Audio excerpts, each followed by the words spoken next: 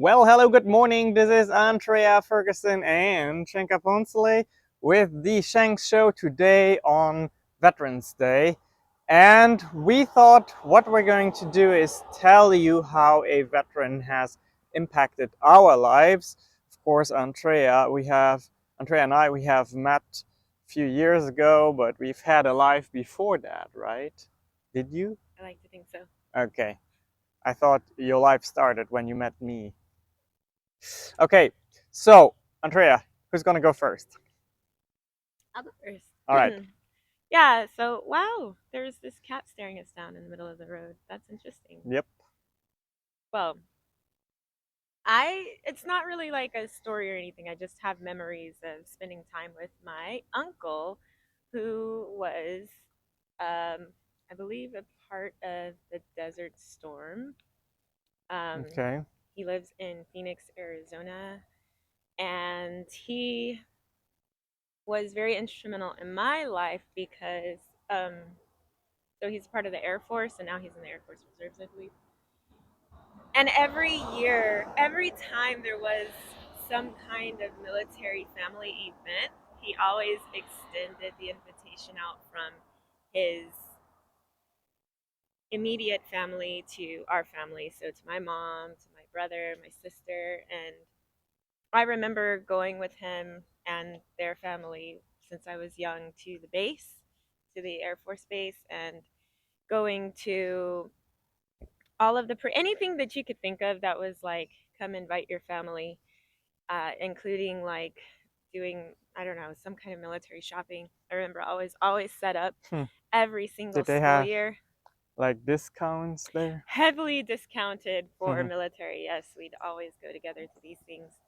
And it Hmm. was just like I always respected the military because I knew that they really wanted to take care of their families and like impact their communities.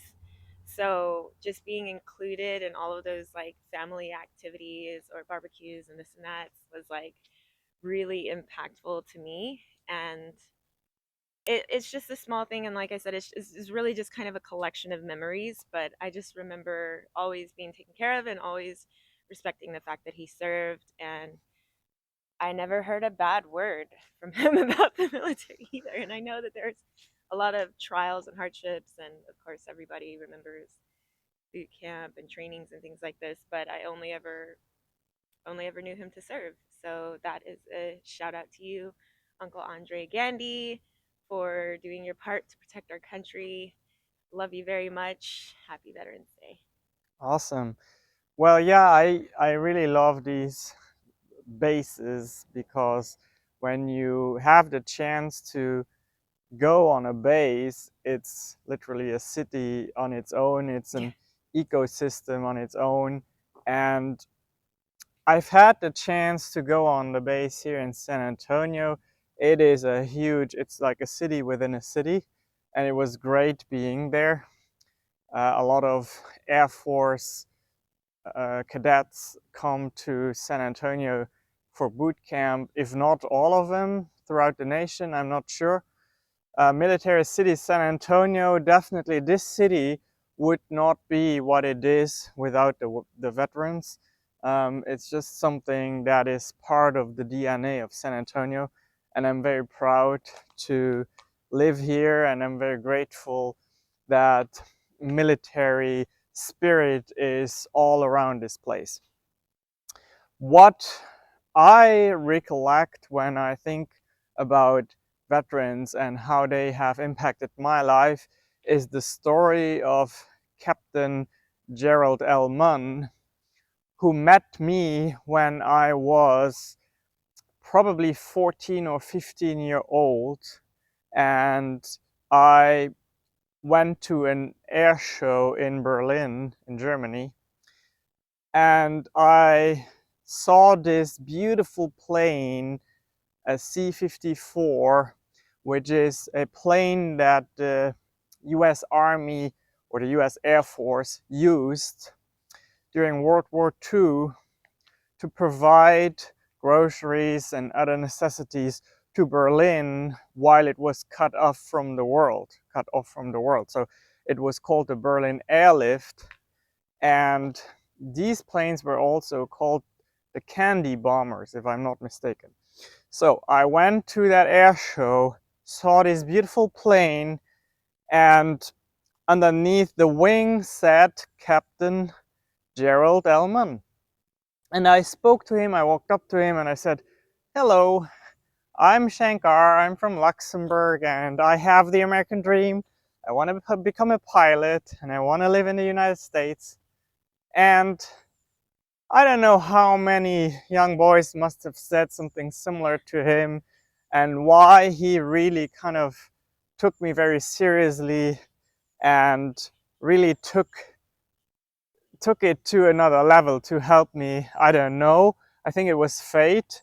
It was meant to be, because it was really a pivotal moment, a starting point in everything that I did in my life's journey to become an American citizen, to live here, and also to start my journey into doing things that were beyond my imagination. Because what he said was, okay, I want you to get your pilot's license as early as possible so that you can find out whether you really want to be a pilot.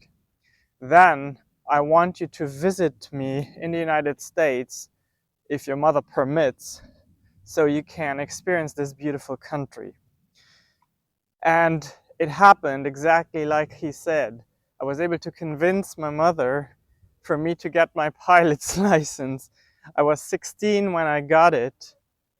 That's 2 years prior to even having a driver's license. I was flying planes because of Captain Gerald L. Munn. And then I did end up visiting him in Bradenton, Florida, spent an amazing time with him in his hometown, and he took me on multiple flights. We flew cross country, and I saw so many airports, and I got to listen to all his wartime stories. I met his wife, his children, and it was just an amazing time in my life. There was a museum that I remember vividly, the Spirit of Flight, and there was the Embry-Riddle Aeronautical University that we visited. So just moments in life that I will never forget, that I owe to a veteran who really didn't have to do any of that.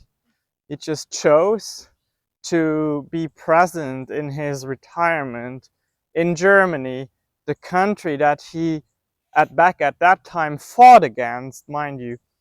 That was the enemy, right? But he chose to be there, to embrace friendship.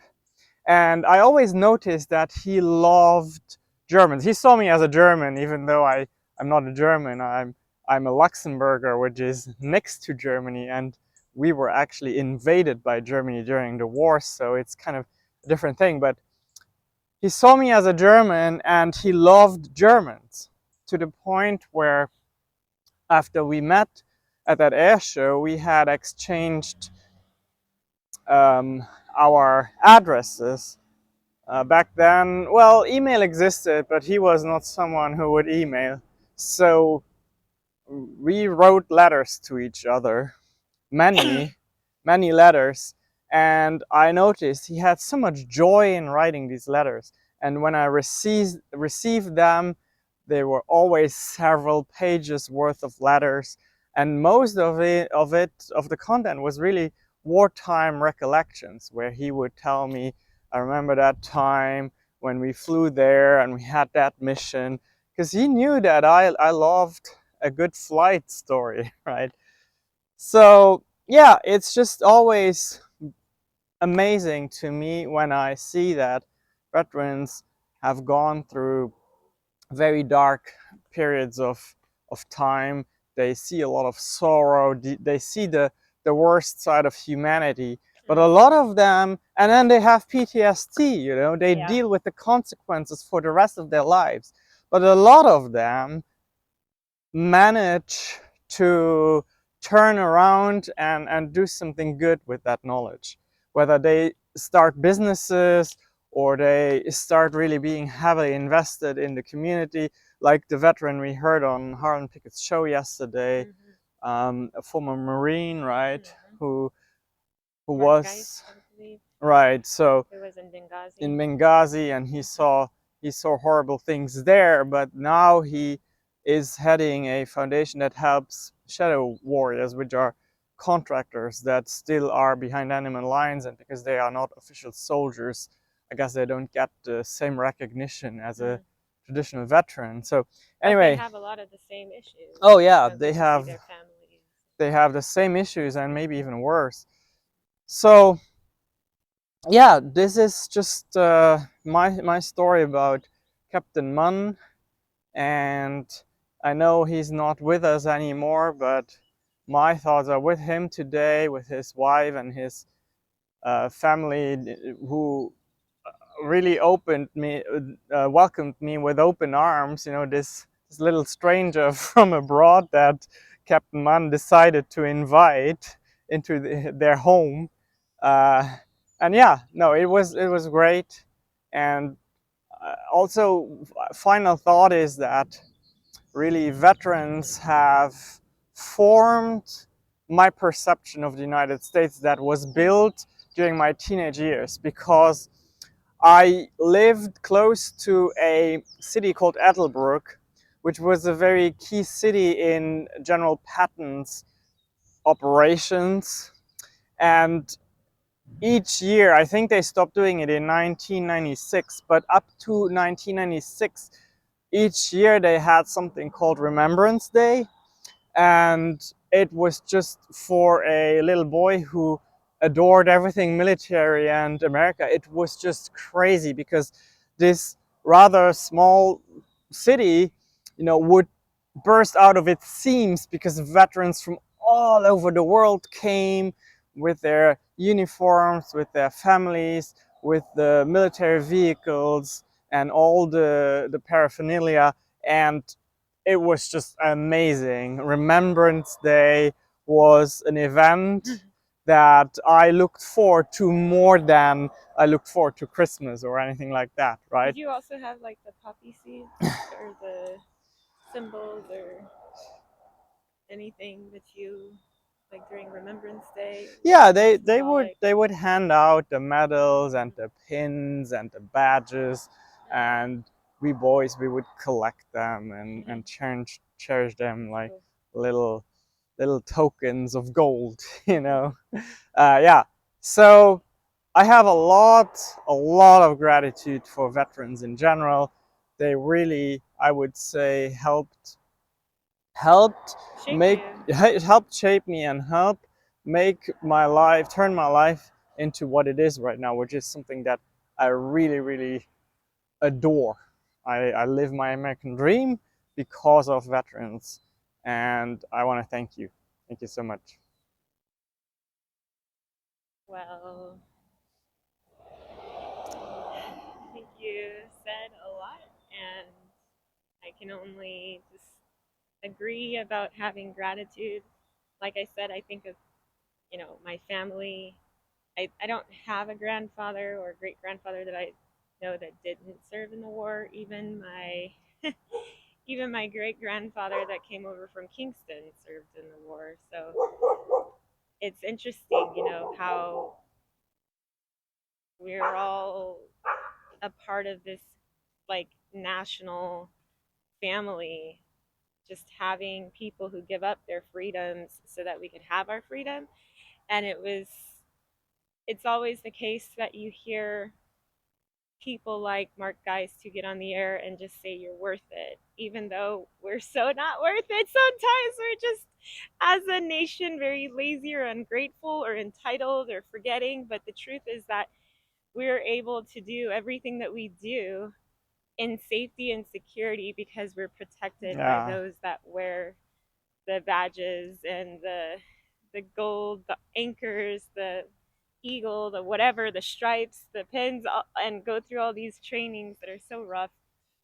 And I know that we could never, ever imagine how grueling the training Oh, is and yeah. being there on the front lines, on the battlefield, even through documentaries and books and lessons in school, you'll never really know what it's like to have a fellow soldier, airman, or Marine or whatever next to you, and you're just trying to stay alive, or even if you're not on the front lines and you're behind the scenes, or if you're a doctor, because we have clients who have also served.